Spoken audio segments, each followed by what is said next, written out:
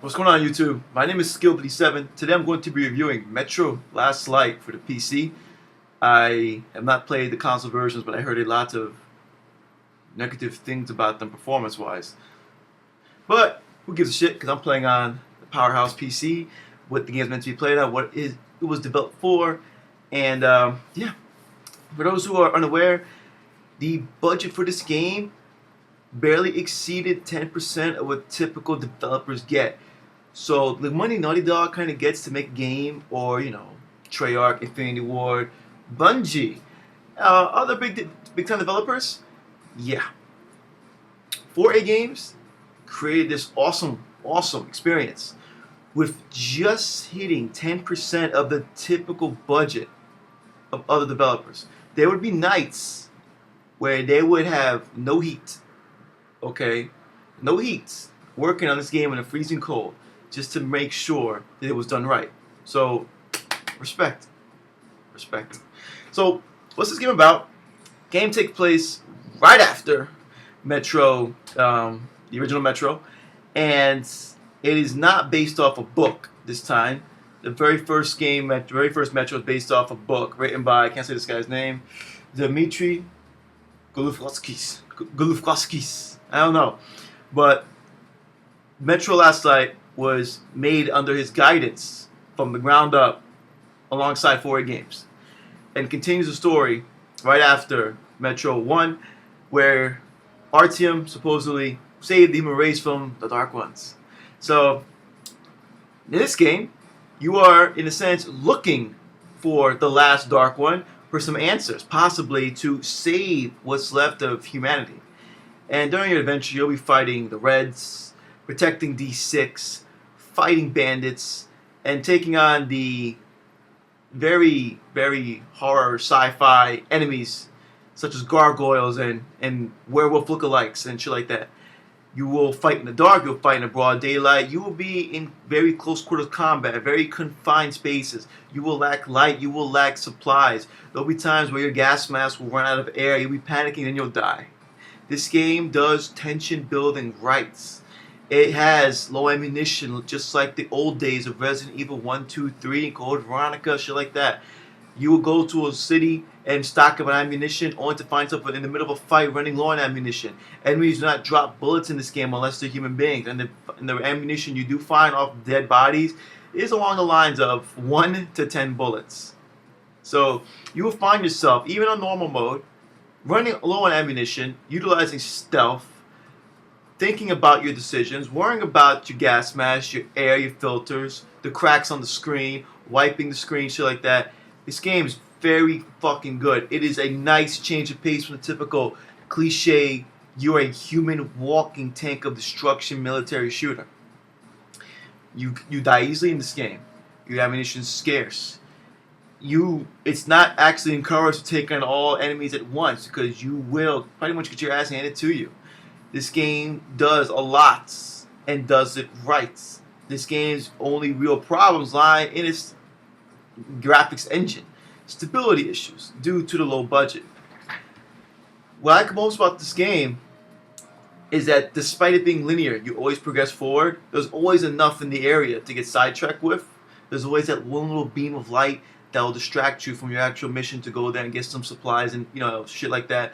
There's a couple scares here and there. The game has a very strong atmospheric, like horror vibe to it. Very good. And though I really wouldn't consider this game horror, maybe it's just me, I don't scare easily, but the game was creepy as fuck, and I really appreciated that.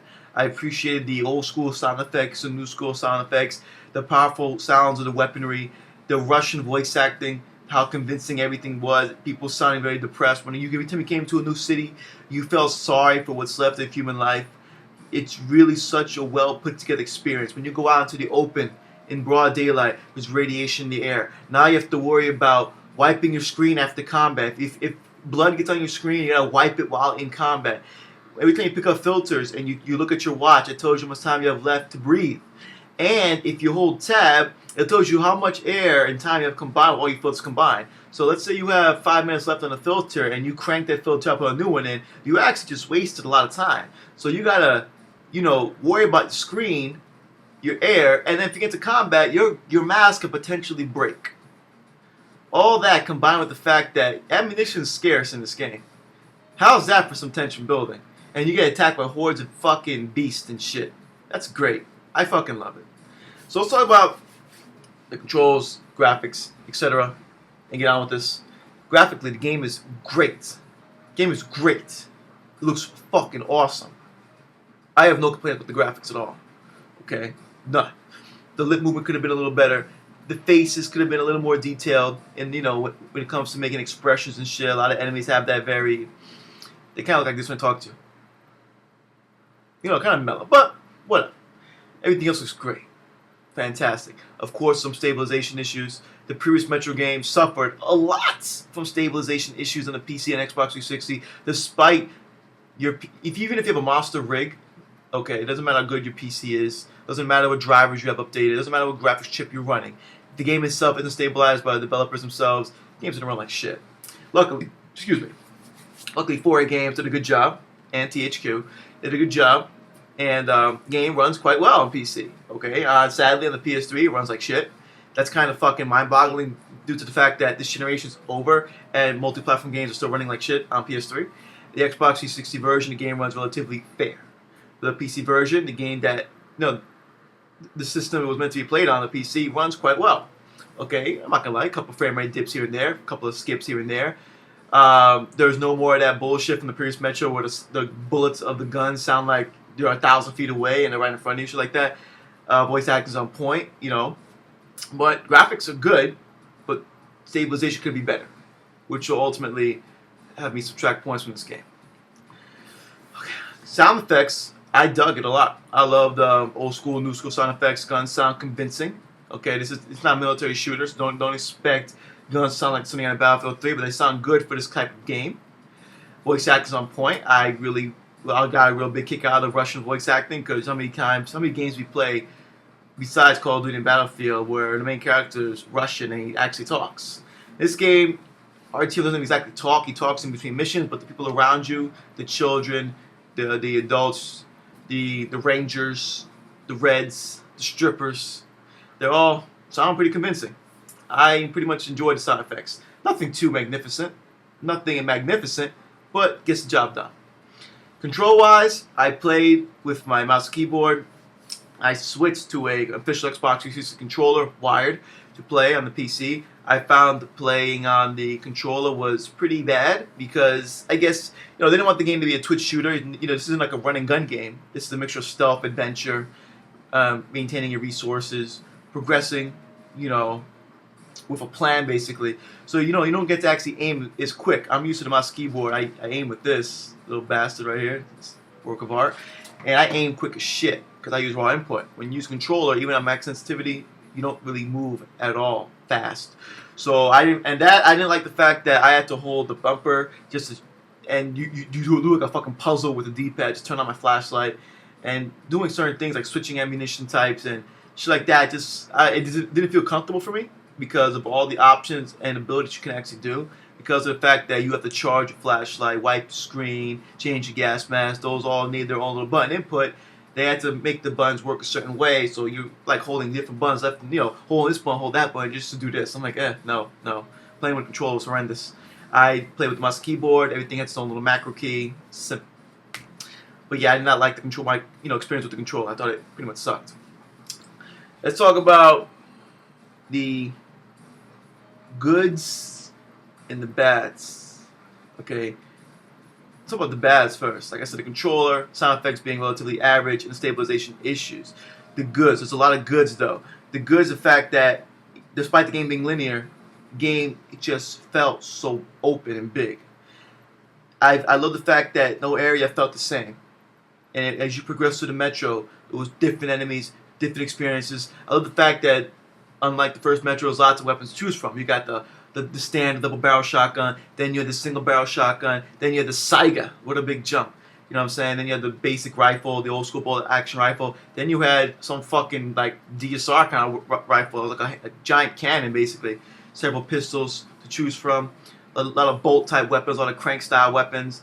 I really love the fact that in this game, the whole resource concept, you're in the middle of a fight, your light runs out, and you have to somehow, you got to stop, crank up to get your light back up. Like, you got to wipe your screen, monitor your air filters, monitor your ammunition. I like that. I like the fact that no matter how powerful I thought I really wasn't shit. I like the fact that I played on normal mode and I died a lot. I like the fact that I played on normal mode and I ran out of ammunition. I had to change up my game plan. I like the fact that this game was entertaining. I like the fact that as I progressed and got to the final stages, and you start coming into contact with the Dark Ones, a lot is explained. You start understanding shit. I like the fact that when you get to the end of the game and you do that final battle, you just get this incredible rush of adrenaline. I like the fact that there's bosses in this game, old school style bosses that charge at you and shit. I like the fact that this game, despite it being low budget, looks the way it does. It's beautiful as fuck. I feel this game is one of the better games 2013 right now. I feel that this game definitely needs to be checked out. Okay, I'm not gonna give it a AAA score. I'm not gonna give it a AA score.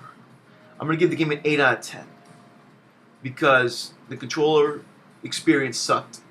The stabilization shouldn't be as bad as it should, despite the budget issue. It's not really my fucking problem.